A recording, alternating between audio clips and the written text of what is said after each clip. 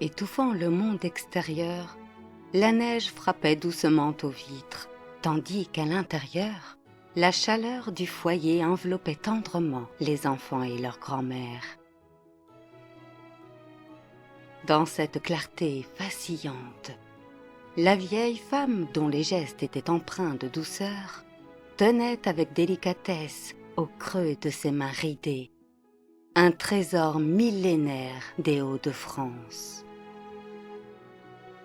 Comme si les générations passées murmuraient encore à travers la douceur de sa mie, cet éclat sucré semblait réveiller en elle la mémoire des veillées d'hiver empreintes de magie.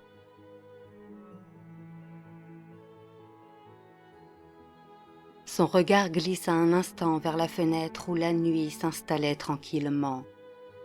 Le monde avait changé, mais la manière dont les vivants se rassemblaient autour de la lumière demeurait immuable. Alors, la vieille femme redressa doucement la tête, et à peine plus forte que le souffle du feu, sa voix se mit à dérouler un récit que les enfants accueillirent avec une attention silencieuse. Elle évoqua les histoires que sa propre mère lui murmurait autrefois, ces récits anciens selon lesquels, bien avant que Noël ne s'impose, les peuples célébraient le solstice d'hiver en pétrissant des petits pains figurant un homme. Durant un soir de froid profond, on partageait ces silhouettes de pâte afin de puiser la force nécessaire pour traverser les longues nuits de la saison sombre. Dans l'esprit des enfants, l'image de ces anciens hivers se dessinait à mesure que la voix de leur grand-mère s'élevait et se mêlait au crépitement des flammes. Elle poursuivit en leur racontant comment l'Église, désireuse de faire disparaître ces rites païens, avait transformé ces petites figures en symboles de l'enfant Jésus. Ainsi, au fil des siècles, ce geste ancestral devint une offrande de Noël.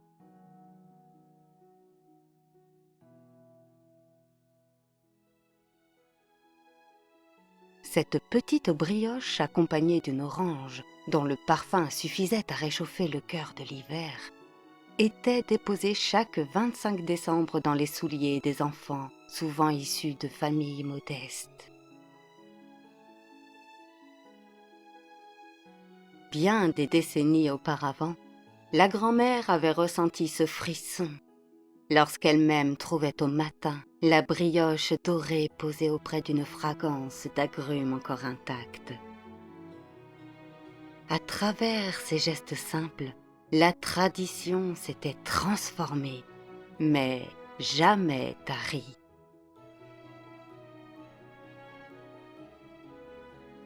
Les flammes accentuèrent leur balai, tandis que les souvenirs grandissaient en elle, laissant émerger des images plus précises de son enfance.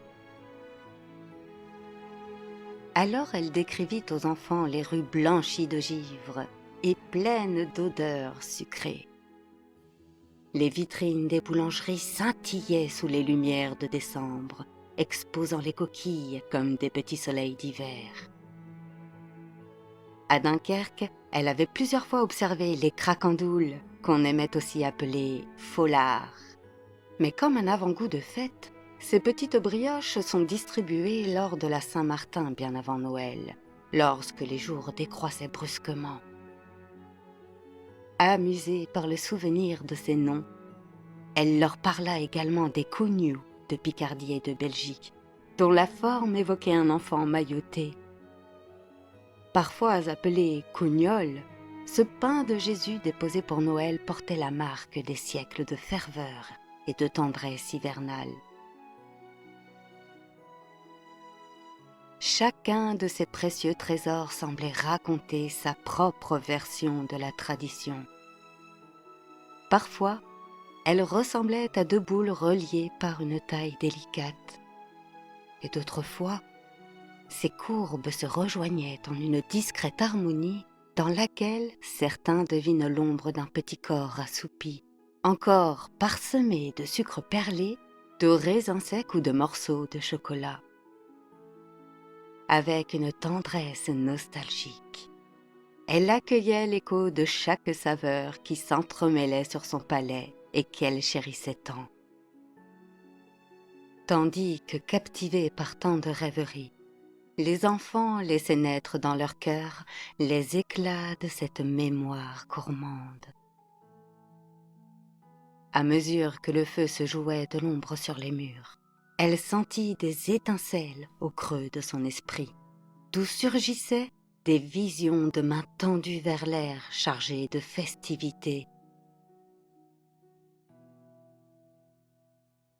Elle expliqua aux enfants que cette joie festive avait quitté l'intimité des foyers pour s'élancer au cœur de l'île, où des centaines de brioches furent jetées du beffroi pour célébrer la paix conclue avec le gouverneur espagnol en 1579. Absorbés par la magie de l'instant, les enfants se mirent alors à mimer la foule émerveillée, levant les bras vers cette pluie sucrée tombée du ciel comme une bénédiction que chacun pouvait attraper et goûter.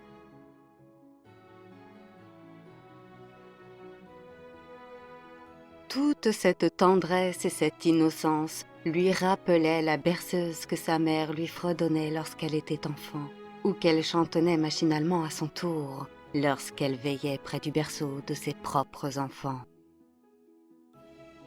Née de l'imagination du chansonnier Alexandre Desrousseaux, cette vieille mélodie du XIXe siècle avait su fixer ce petit joyau doré dans ses paroles, dans lesquelles la coquille surgissait comme un présent tendre déposé aux côtés des jouets et des douceurs. Chaque note, chaque mot qui résonnait dans son esprit se muait en petites chansonnettes apaisant et entraînant les enfants dans la mélodie.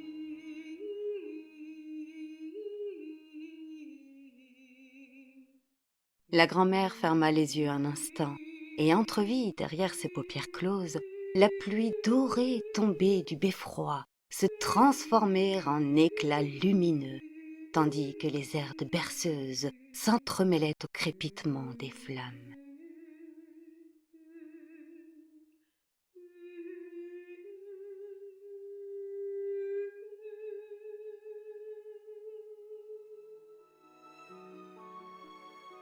La mémoire des siècles semblait les envelopper tous avec une douce sérénité.